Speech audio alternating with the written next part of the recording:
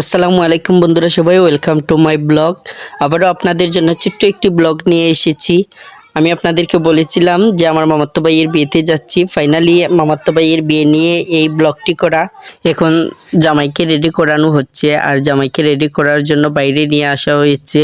দেখতে পাচ্ছেন পাগড়িতে ফুঁক দিচ্ছেন। এখানে জামাইকে সাজাতে গিয়ে অনেক রীতিনীতি নিয়ম মেনে জামাইকে সাজাতে হয়। এত রীতিনীতি দেখে তো আমি তো হতাশ।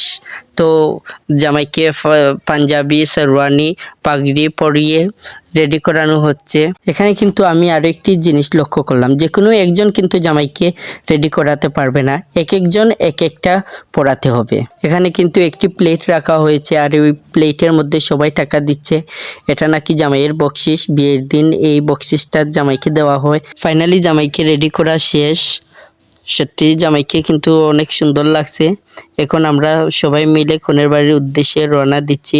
তাই জামাইকে নিয়ে আসা হচ্ছে, গাড়িতে ওঠানো হবে।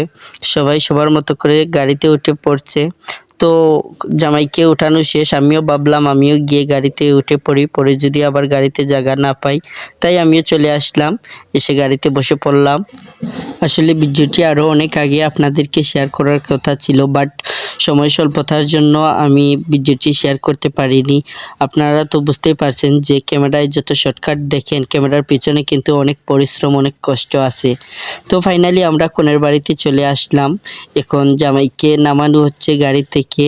গুটি গুটি পায়ে জামাই চলে আসছে। বিয়ে বলে কথা, জামাইয়ের চোখে মুখে কিন্তু খুশি খুশি ভাব দেখা যাচ্ছে।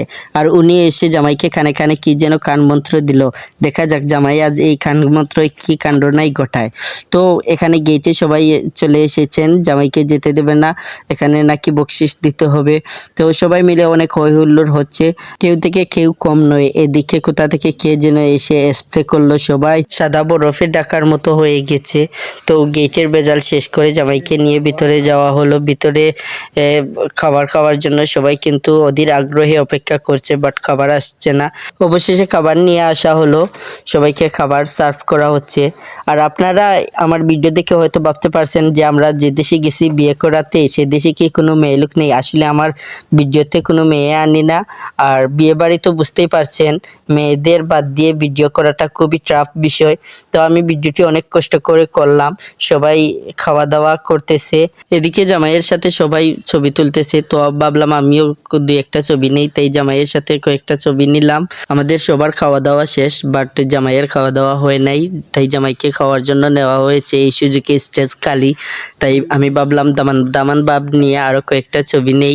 আমার এই ব্লগ ভিডিওটি যদি আপনাদের ভালো লেগে থাকে তাহলে অবশ্যই লাইক, কমেন্ট, শেয়ার ডান।